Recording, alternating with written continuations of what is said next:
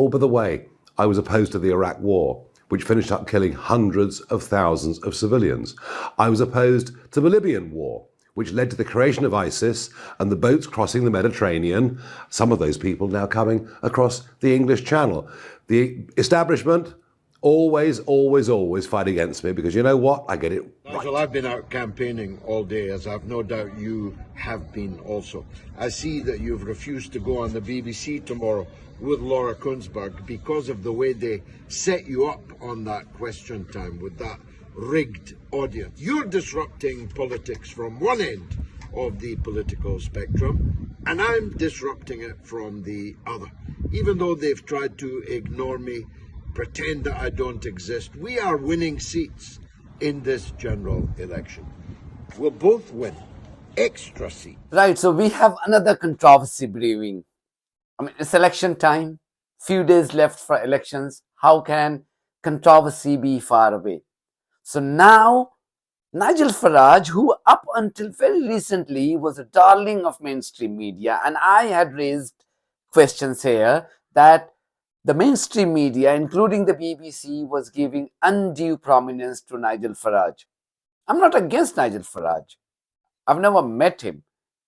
I was only against him because of his utterances on Sky News in an interview where he appeared to blame every single Muslim living in this country for lacking British values. A, he wasn't clear as to what those British values were, and B, he had absolutely no right to blame every single Muslim, who are more than 4 million in this country, to lack British values. But then there are other things where I agree with him, particularly when he talks about Ukraine and Russia war, and he says how Russia was provoked by the West. I agree with him. And more recently, he has been in the controversy because some of his supporters were found to be making deeply offensive and racist remarks about Rishi Sunak, about immigrants coming to this country and Muslims and whatnot. Of course, Nigel Farage has distanced himself from those comments, and I think he should realize. I think he should realize by now, if he wants to take a leaf out of the right-wing politicians' books across Europe, he is blissfully mistaken. UK is not Europe. While the right-wing sentiments are on the rise across Europe, I don't think British public at large are racist, and I don't think they are going to elect people who condone violence against minorities, who condone violence against immigrants.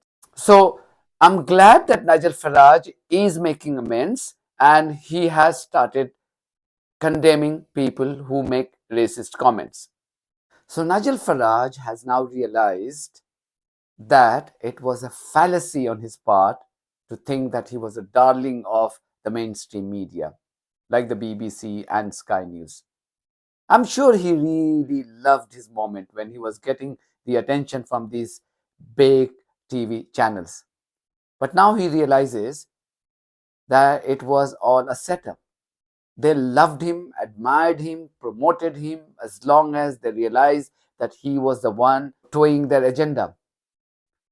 The moment they came to realize that Nigel Farage thinks differently on Russia-Ukraine war, he thinks differently because Nigel Farage recently said that he had opposed Iraq war, he had opposed the attack on Libya.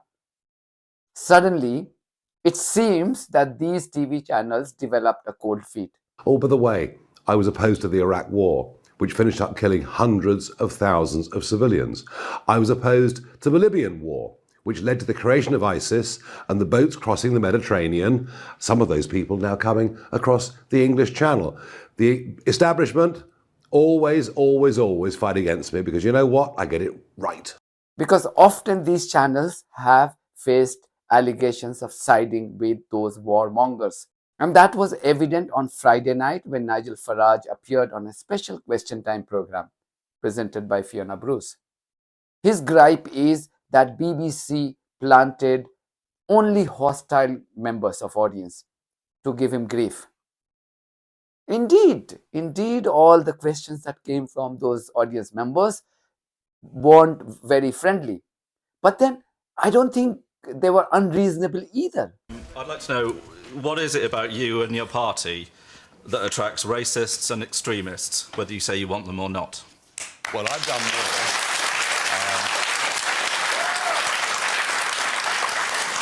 more.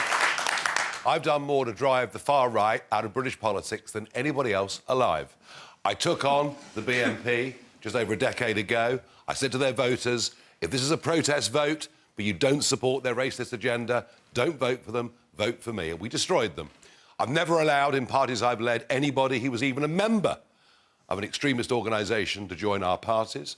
What happened over the last weekend was truly astonishing. A tirade of invective abuse directed at the Prime Minister. I mean, the whole thing was unbelievable. It didn't ring true. So I checked it out. It turns out the man that did this is an actor. He was contacted by the Telegraph this morning. He denied he was an actor. We then found out, yes, actually, he is an actor. He's worked in the past for Channel 4. On his own site, he says, I'm a well-spoken actor with an alter ego. I do rough talking. Let me tell you, from the minute he turned up in that office in Clacton and I saw him, he was acting from the very start. He even says on his website, hire me, I do undercover filming. Should we just explain? Let me finish. No, but just in case people aren't totally familiar with what you're talking about. These are the comments, and Rishi Sunak's reacted to them today. Sure. This is a total and utter setup that has been leapt on, of course, by our political opponents, leapt on by most of mainstream. All right, let me just explain it for those who might not have seen the Channel 4 report. So let me just explain. Well, I expect you have, but just in case there's anyone home who hasn't seen it, so there's a report on Channel 4 where a man saying he was a canvasser for you said some absolutely extraordinarily racist comments. What you are saying now is that he's an actor. And that it's a setup, effectively. I can just say, Channel 4 say, we strongly stand by our journalism. Well, I have to put their point of view. They're not here to answer.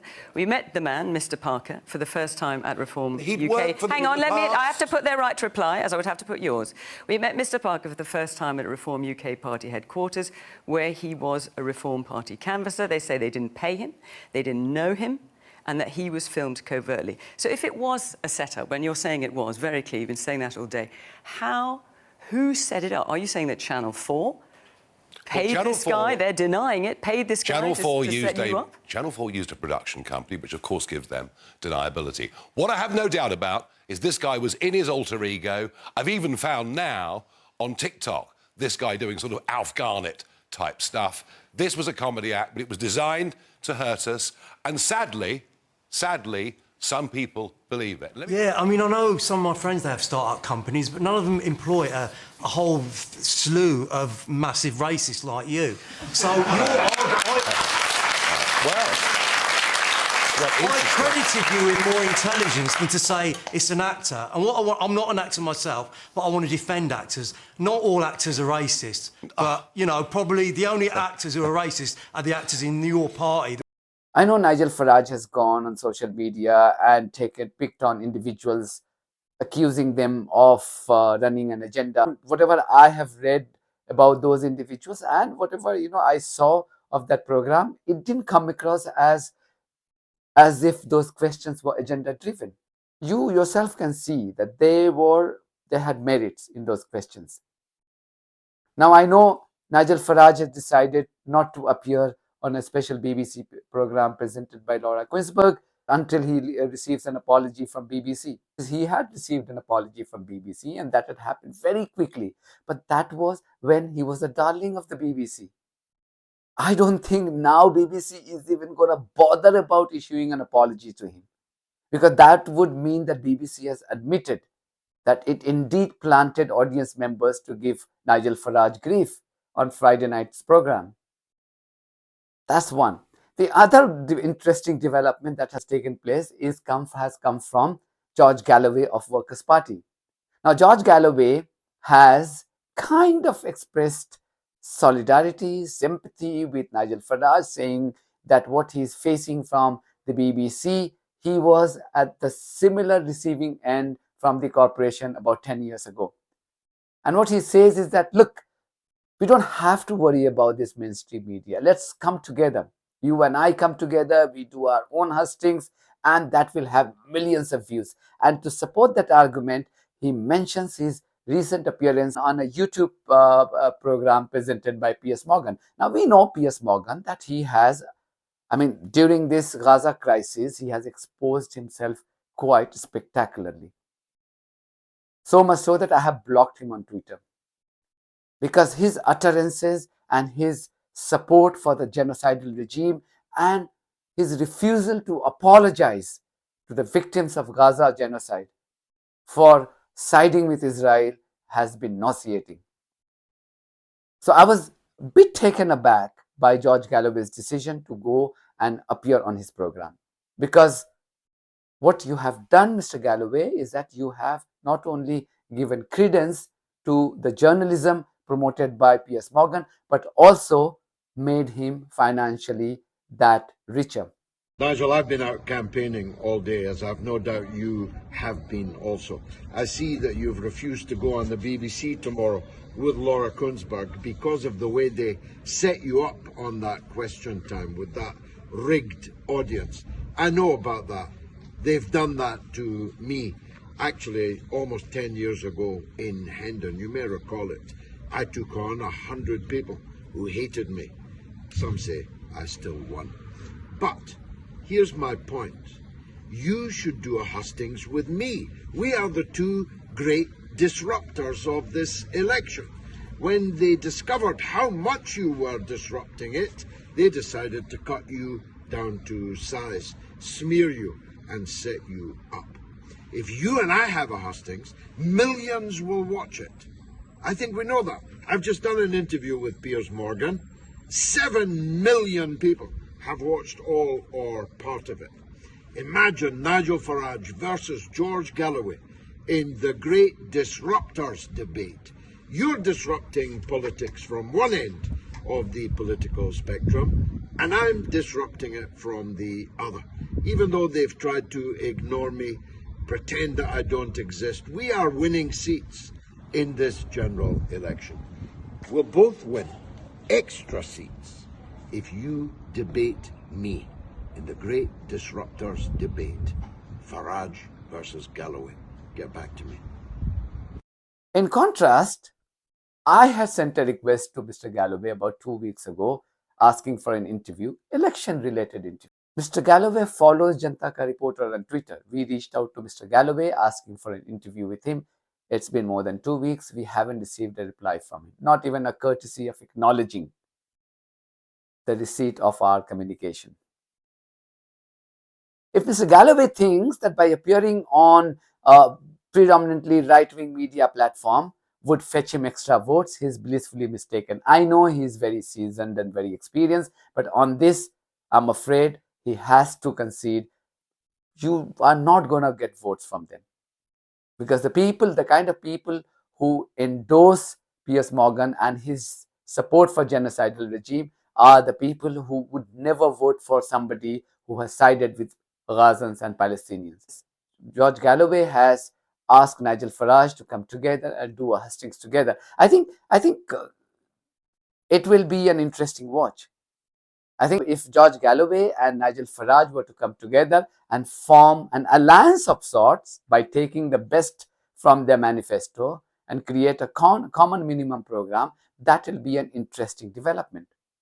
But then you don't have time to stitch that kind of alliance. And also, I don't think Nigel Farage is going to be receptive to that idea.